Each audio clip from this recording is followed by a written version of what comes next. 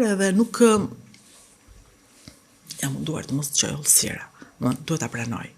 Frika e madhe që mbaj larg, mos dëgjoj hollësira, mos mëso asgjë.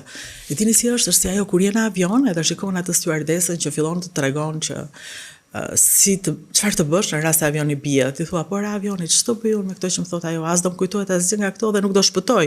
Dhe ti mundohesh as mos të dëgjosh, të ulësh kokën dhe të mos mendosh për atë momentin e tmerrshëm. Kështu është edhe frika që ti ke nga kanceri. Më mirë të mos mendoj, thua se po erdhi, unë nuk e di a do shpëtoj dot. Shpëton. Po ta thon mjekët, shpëton, duhet vetëm të prekësh gjoksin tënd, ta kontrollosh, ta njohësh trupin tënd, dhe po flasim për kancerin e gjirit. Janë të tjera plot, të cilat gjithashtu zbulohen me analiza.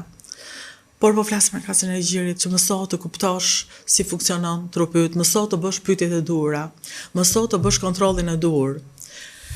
Kjo është kryesorja parandalimi, dhe në Shqipëri është futur parandalimi, gratë po ndihmohen me mamografi, do të thënë gjërat që ndodhin dikur tani janë shumë më të lehta, sidomos në tetor, po s'ka gjë, e di pse në tetor gjitha, po s'ka gjë, edhe një herë në vit të shpëton jetën. Sidomos ka gra pas një histori që një herë në vit i shpëton jetën sigurisht. Ka gra që ju thuhet një herë në 6 muaj, ato e dinë dhe duhet shkojnë, por edhe gra që se kanë fare iden, kur ka shumë informacion, një herë në vit shkojnë edhe e bëjnë këtë gjë, qoftë edhe në tetor, edhe kjo e shpëton jetën. Mira, shpëtoi edhe sepse e kapi në kohë. Ose më saktë, sidomos sepse e kapi në kohë. Dhe pastaj shpëtoi sepse u fut në sistemin e duhur të shërimit. Ishte vetja e vet, kryesorja, pa ty që vendos të bëhesh me mjekun dhe jo me smundjen, është e vështirë ta përballosh, sepse janë 3 kur është një kancer. Është kanceri, është mjeku dhe është pacienti. Janë 2 kundër 1. Po u bëre me kancerin dhe u dorësove, mjeku nuk ja del tot. Po u bëre me mjekun, ju mund një kancerin dhe kjo është më e mundshme, siç ndodhi në rastin e Mirës, që gjeti mjek të duhur. Kur lexoj emrat e tyre mendoj që ka mjek të duhur në Shqipëri. Nuk janë bashk, sikundër ka shqiptar të duhur kudo, nuk janë bashk. Sistemi është shumë i rëndësishëm se njeriu. Sistemi është i rëndësishëm sepse nëse te onkologjiku nuk funksionon çdo gjë, është e pamundur. Dhe prandaj ajo e anashkaloi onkologjikun. Nuk e kam të qartë në fakt çfarë ndodhi. Ajo nuk e thot çfarë ndodhi, po e thot në mënyra të tjera. Kur tregon futjen te QSUT-ja, tregon atë kaosin e madh. Që është në fakt kaosi i sistemit, sepse QSUT-ja është e jashtëzakonshme. Fotografia që unë mbaj mend nga QSUT-ja me këtë që është tani, nuk ka lidhje. Po edhe komunikimi, vajzat dhe djemt e ri, për ashtu shërbimin e parkimit që është rëmujë e madhe dhe shërbimin e hyrjes të urgjenca që varet prej një policia private, të cilët duhen shkrirë.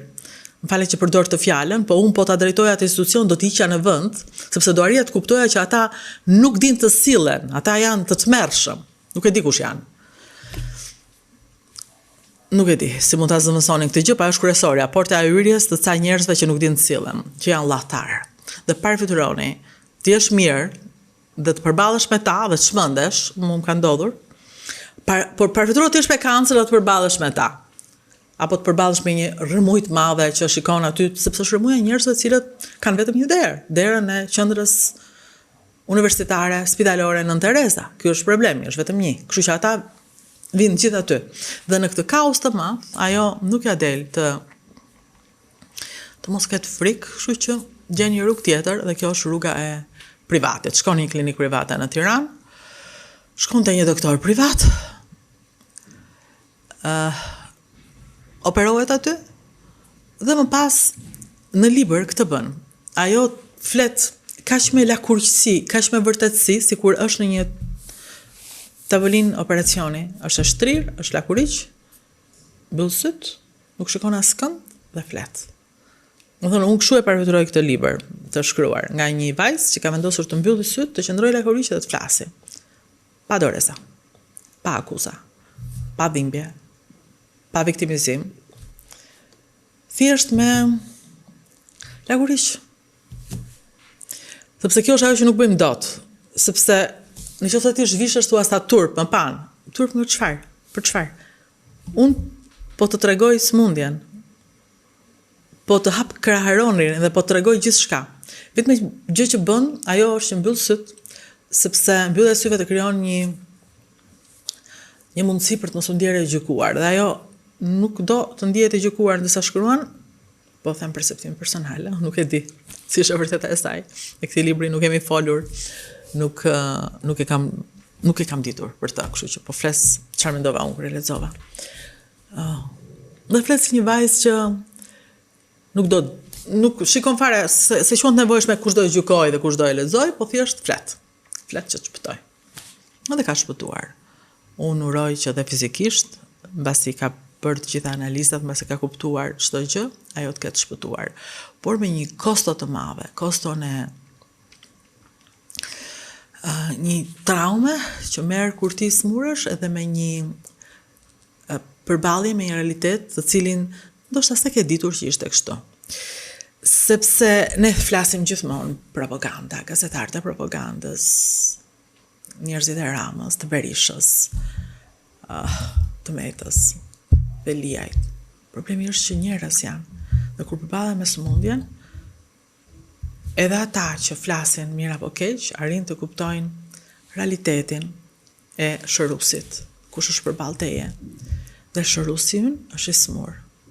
Këtë duhet ta pranoj. Mira këtë tregon. Vajti e smur te shërusi, e pa atë të smur dhe u largua, sepse donte të jetonte, dhe gjeti një shërues jashtë sistemit, më pas jashtë vendit fare përsëri, dhe ja doli duke qenë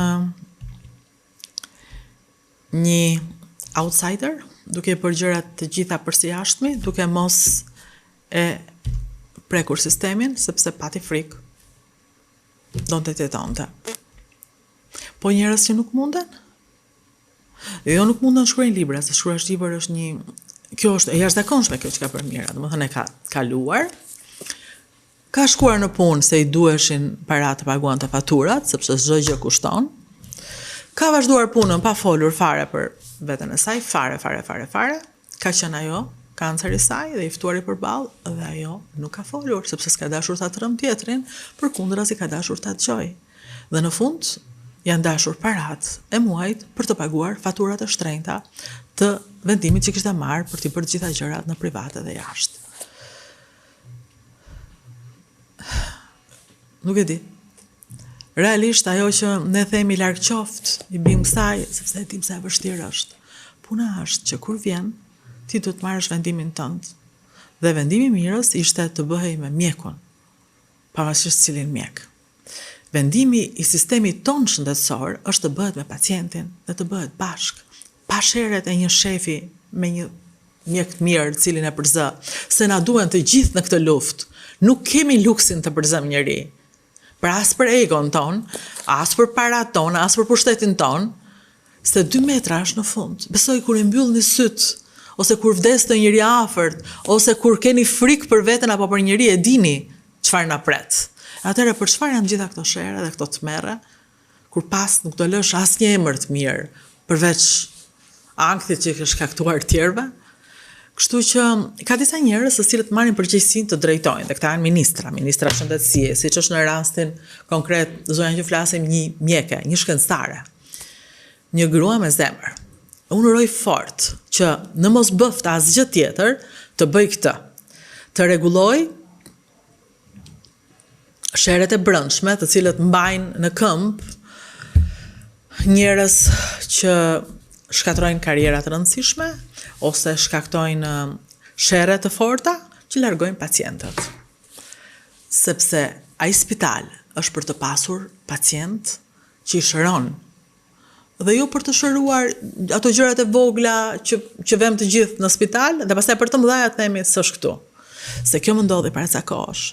Pash një pavion të jashtëzakonshëm, ku ishte vënë dorë në mënyrë të jashtëzakonshme, ca mjek fantastik, po vetëm një pacient pash aty.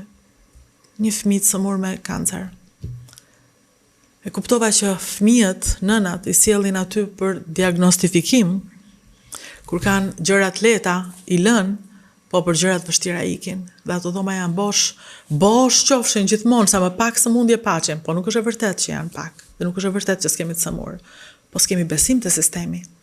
E pra këta mjek kanë mjekuar edhe 97-ën, kanë qenë aty në krye detyrës, janë njerëzit tanë, janë mjekët tanë, kanë bërë gjithçka, janë aty, nuk janë larguar, janë kthyer nga jashtë, janë më të mirë se ç'kanë qenë, kanë mjete shumë më të mira se ç'kanë qenë. Po besimi te ta është jashtëzakonisht i ulët tani që flasim, dhe po flas për besimin, sidomos te smundjet e rënda. Dhe kjo është e rëndë. Dhe kjo i takon njerëzve, të cilët drejtojnë, të rikthejnë besimin. Unë tek njerëzit që besoj. Dhe më ka pangthi, kur lexova librin e Mirës, ja, realisht kështu jam mbledhur, duke menduar çfarë të merri, të vi një gjë e tillë, të vi një sfidë e tillë, çfarë të merri.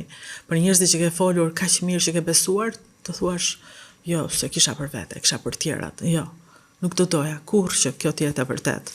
Ne kemi në dorë, bashkë me Mirën, bashkë me shumë zëra, bashkë me letrën e fundit të Ina Kasimatit, bashkë me zëra vajzash dhe